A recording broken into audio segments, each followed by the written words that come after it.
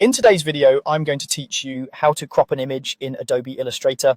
Cropping is a quick way to trim away the parts of a photo or graphic you don't need so your design stays clean and focused. We'll start by placing an image into your document, selecting it properly, entering Illustrator's crop image mode, adjusting the crop area, and then applying the crop to finalize it.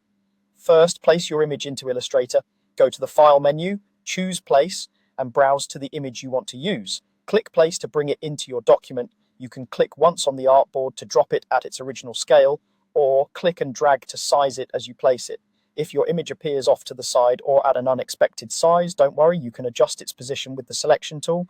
Next, make sure the image is selected. Use the selection tool, which is the black arrow.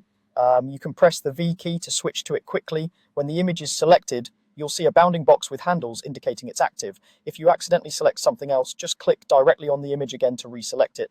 With the image selected, look at the top control bar and click Crop Image. This button only appears when a raster image is selected, so if you don't see it, confirm you're on the correct object and using the selection tool.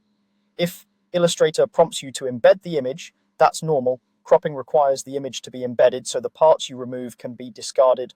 Once you enter crop image mode, a special crop bounding box appears around your image. Drag the corner or side handles to define the visible area you want to keep. You can also reposition the crop box by dragging inside it and use the edges for precise trimming.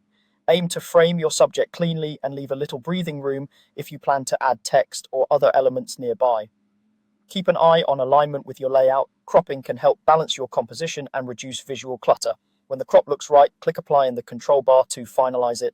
Illustrator will remove the pixels outside the crop area, which helps reduce file size and keeps your workspace tidy. If you change your mind immediately, you can undo and try again. That's all there is to it.